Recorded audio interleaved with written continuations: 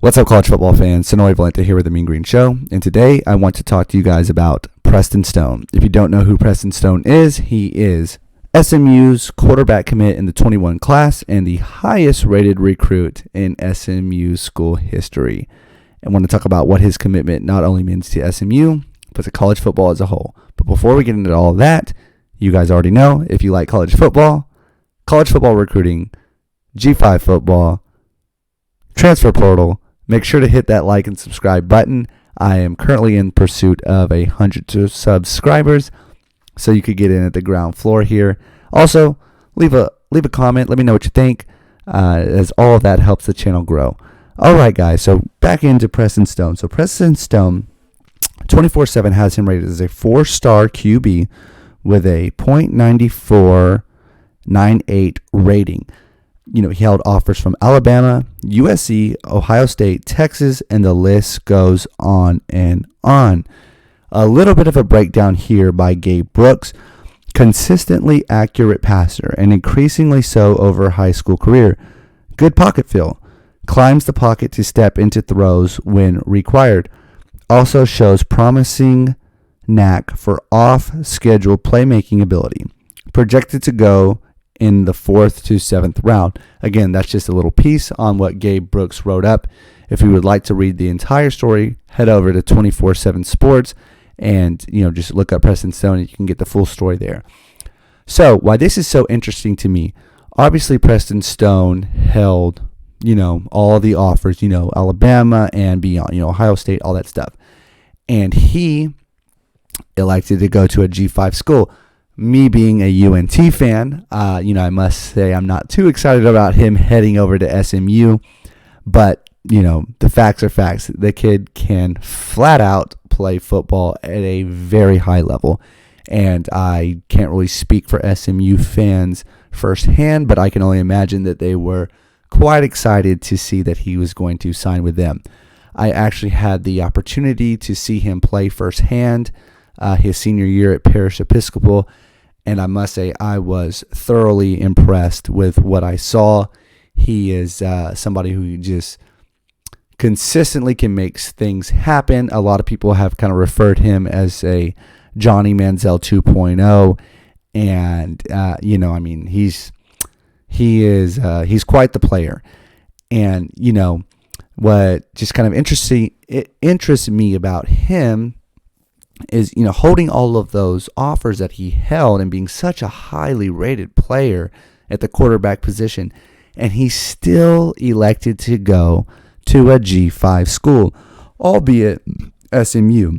SMU, as UNT guys, we kind of like to go a little back and forth, but, they are obviously a great, a great school for education purposes too, not only just football. And their football program, Sonny Dykes has them, on the up and up, but they're not coming off of necessarily a crazy season. And to land somebody like Preston Stone is really just, it's just kind of interesting from the standpoint, are we going to see a trend in this? Are we going to see guys,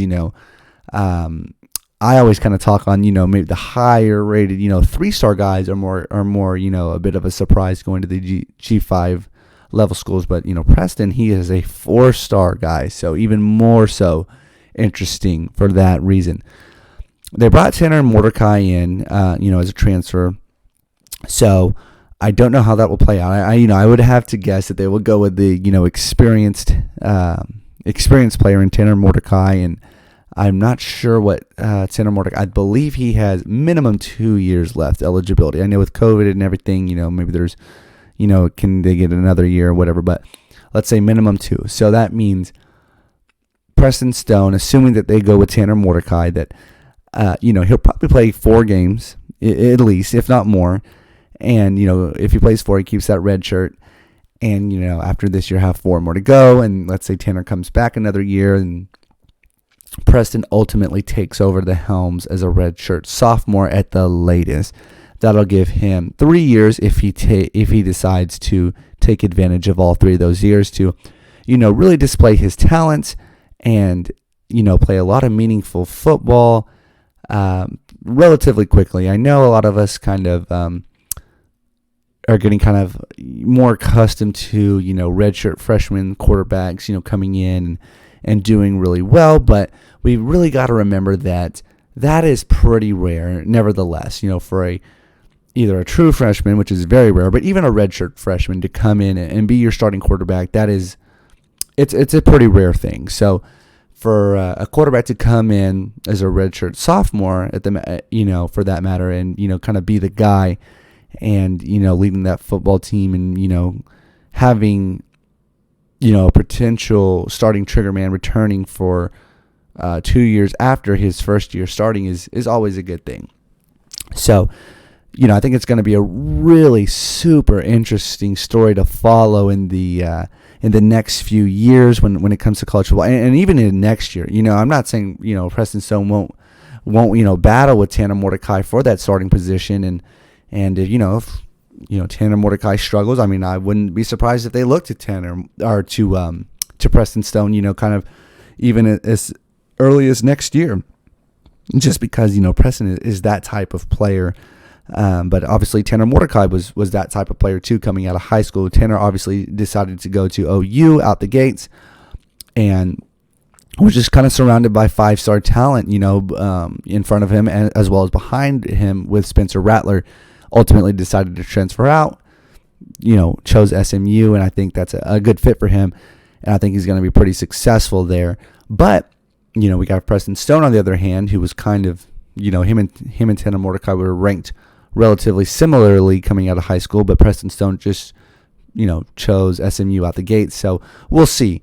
And I think it's going to be an interesting, quarterback battle to keep up with. And, just will we see a trend in this? Let me know what you guys think. SMU fans, feel free to, leave a comment. I know you don't really like the UNT stuff, so just kind of pretend like you can't see the background here. But I really would like to see or like to hear your guys' opinions. If you think this was a good move by Preston Stone, choosing a G5 over the Power 5, and ultimately being kind of a big time recruit in that class. Not only that class, but in the school history. And yeah, love to hear what you guys think. All right, guys, take care.